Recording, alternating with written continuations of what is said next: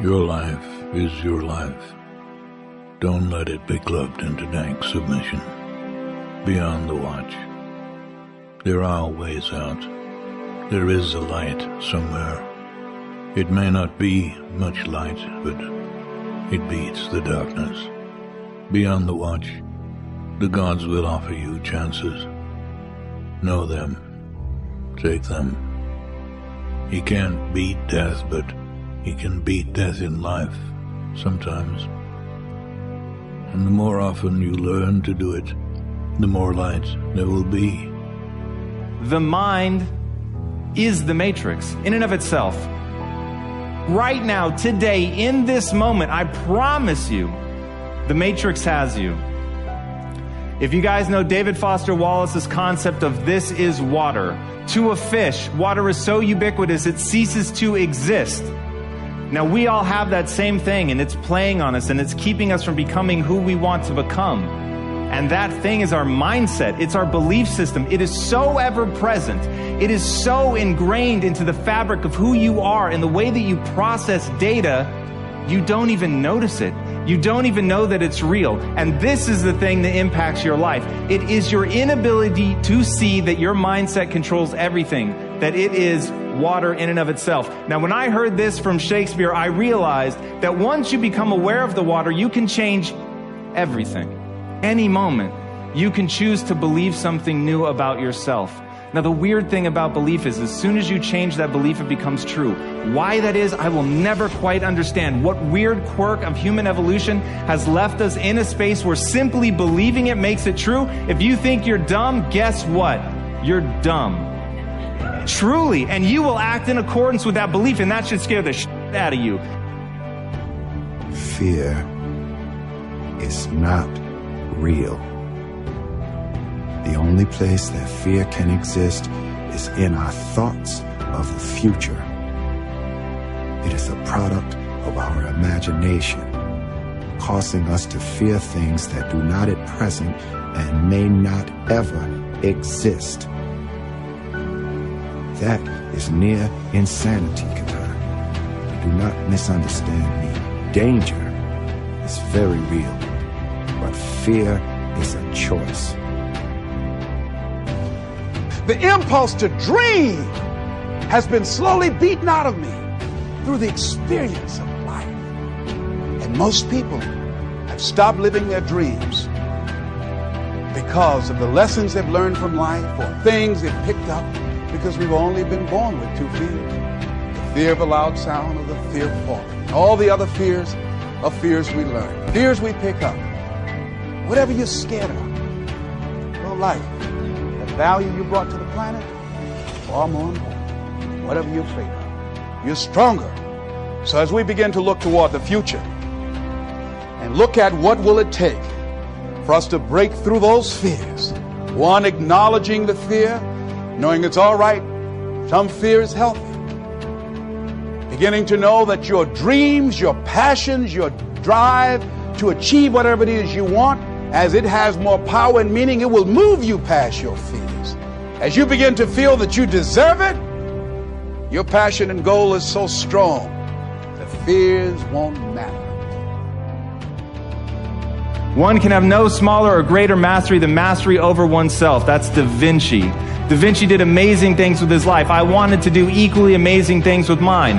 And if that's the game that we're playing, if I can construct my belief system, if I can choose at any moment to believe something that's more empowering than I was believing the moment before, and that will actually find its way into my actions, allow me to do things that I couldn't do the moment before, then it's like that moment in the Matrix where Neo realizes he knows Kung Fu. And that's like, as funny as that is, that's how I think about life. To me, the very fundamental purpose of life is to find out how many skills I can acquire that have utility, and then put that utility to the test in service of something greater than myself. When we understand the sacredness, the beauty, the eternal nature of our own spirit, then we could recognize it in creation, and we can recognize it in others. When we don't realize, experience, perceive the sacredness of our own true self, then our perception is an illusion of the world. But when we understand who we are and understand our harmony and relationship with the world around us and the people around us, then we're actually seeing everything as truth. We're seeing as a spiritual reality, even in this world.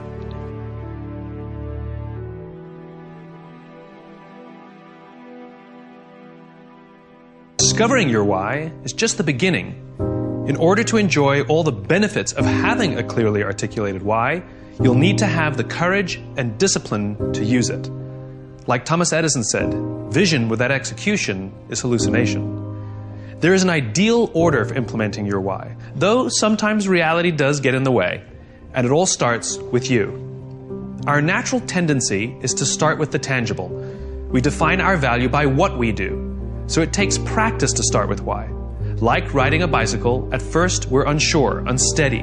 We're in our heads thinking about all the things we need to do, pedal fast, keep enough speed so we don't fall over. We have to really concentrate. We may even fall over, even scrape our knees, but we get back on the bike and try again, and eventually it becomes natural. Starting with why is no different. At first it feels awkward. It may not even work. But with practice, it will become so natural that you won't even be able to imagine a time when you couldn't do it. Just like riding a bicycle.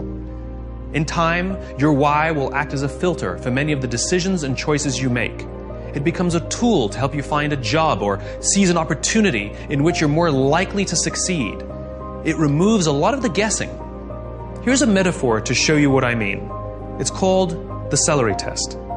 We're constantly asking people for their advice on what to do or how to do it. It's like going to a dinner party and somebody says, "Do you know what you need? You need M&Ms. We've done so well with M&Ms, you've got to use M&Ms." Somebody else says to us, "Rice milk. In this economy, you have to use rice milk." Someone else says to us, "Kit Kats. You have to use Kit Kats." And somebody else says to you, "It's all about celery." We go to the supermarket with all this good advice from all these smart people with brilliant case studies, and we buy everything. We buy Kit Kats and M&Ms, celery and rice milk. There's a lot of time we spend at the supermarket and a lot of money we spend at the supermarket.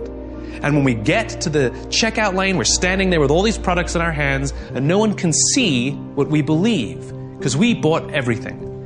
But let's imagine we know our why. Let's imagine our why is to always be healthy and only do things that protect the health of our bodies. Now which products do we buy? Given all the same advice from all the same smart people, this time we only buy celery and we only buy rice milk. They're the only two that make sense. We spend less time and less money at the supermarket. And when we're standing there in line with only celery and only rice milk, now people can see what we believe. Somebody walking past can say, "Hey, I can see that you're healthy, so am I." You just attracted an opportunity or a referral or a friend simply by saying and doing the things that you believe. And the best part is it's scalable. As soon as I said the why, you knew exactly which products we were going to buy. This means the more you can articulate your why, the more others will know what you stand for and will be able to help you make the right decisions. From now on, you will work to ensure everything you do is a good fit. If you do too many things that aren't a good fit, you'll feel uncomfortable and people will feel that you're being inauthentic. On the other hand, when you start with why, your ability to stand out, find support, and work to all your natural strengths will flourish.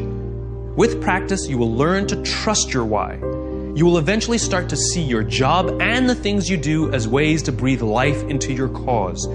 And the better you get at it, the more you will feel that your life and everything you do has purpose. The best way to implement your why is to work at it slowly. You don't have to do all the tips we suggest. What is important is that you pick up to 3 and commit to practicing and using them now. Dopamine is the feeling that you found something you're looking for or that you accomplished something you set out to accomplish. So you know that feeling you get when you cross something off your to-do list? That's dopamine. It feels awesome. You know when you have a goal to hit and you achieve that goal, you're like, yes! You feel like you've won something, right? That's dopamine. The whole purpose of dopamine is to make sure that we get stuff done, right? The historical reason for dopamine, we would never eat if we only waited until we got hungry, because there's no guarantee that we would find food. So dopamine exists to help us go looking for food. We get dopamine when we eat, which is one of the reasons we like eating. And so when you see something that reminds you of something that feels good, we want to do the behavior that helps us get that feeling, right? So let's say you're out there going for a walk and you see an apple tree in the distance.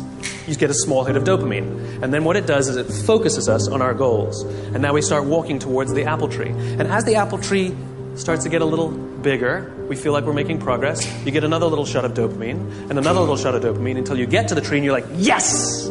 Okay? This is why we're told you must write down your goals. Your goals must be tangible.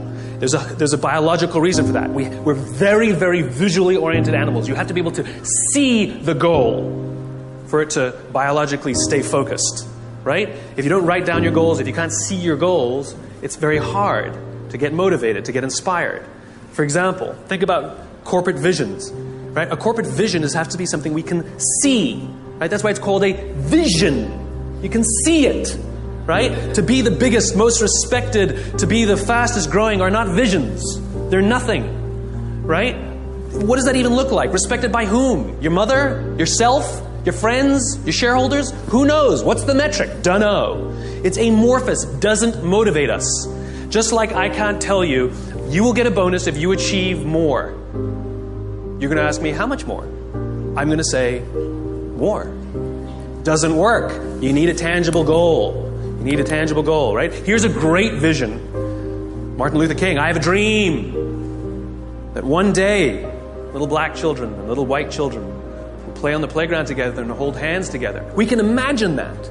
We can set our sights on that. And every time we achieve a goal and achieve a metric and achieve a milestone that makes us feel like we're making progress to the vision we can see, we keep going and going and going until we achieve something remarkable. You have to be able to see it. Dopamine.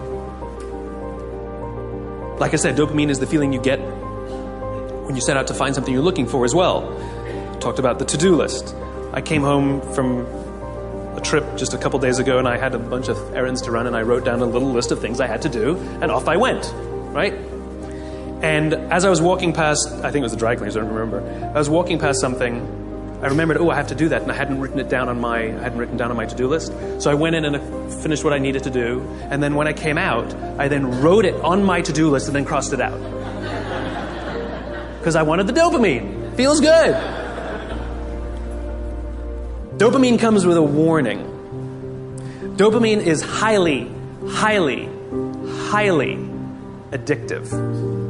Here are some other things that release dopamine. Alcohol, nicotine, gambling, your cell phone. Oh, you think I'm joking? Okay, we've all been told that, if you wake up in the morning and you crave a drink, you might be an alcoholic. Well, if you wake up in the morning, the first thing you do is check your phone before you even get out of bed, you might be an addict. If you walk from room to room in your own apartment holding your telephone,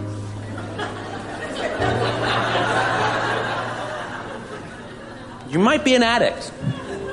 When you're driving in your car and you get a text and your phone goes beep. We hate email, true. We love the beep, the buzz, the ding. Oh. Right? You'll be there in 10 minutes, and yet you have to look at it right now. You might be an addict. And even if you read it and it says, are you free for dinner next Thursday? And you have to reply immediately, you can't wait the 10 minutes. You might be an addict. And for all you Gen Ys out there who like to think that you're better at multitasking because you grew up with the technology, then why do you keep crashing your cars when you're texting? You're not better at multitasking, you're better at getting distracted. In fact, if you look at the statistics, ADD and ADHD have, diagnoses of ADD and ADHD have risen 66% in the past 10 years. Okay, ADD and ADHD is a frontal lobe disorder, right? Are you telling me out of nowhere 66% of our youth has a frontal lobe problem? Where did that come from? No, it's a misdiagnosis, right? What are the symptoms of a dopamine addiction to technology? Distractibility, inability to get things done, easily distracted, shortness of attention. It's all the same thing, so we misdiagnose things. It's this. It's the addictive quality of dopamine. We can also get addicted to performance in our companies when all they do is give us numbers to hit, numbers to hit, numbers to hit, and a bonus you get, and a bonus you get, and a bonus you get. All they're doing is feeding us with dopamine, and we can't help ourselves. All we do is want more, more, more. It's no surprise that the banks destroyed the economy, because one of the things we know about dopamine addict is they will do anything to get another hit, sometimes at the sacrifice of their own resources and their relationships. Ask any alcoholic, gambling addict, or drug addict. Ask them how their relationships are doing and if they've squandered any of their resources. It's an addiction. Dopamine is dangerous if it is unbalanced. It is hugely helpful when in a comfortable and balanced system, but when unbalanced, it's dangerous and it's destructive.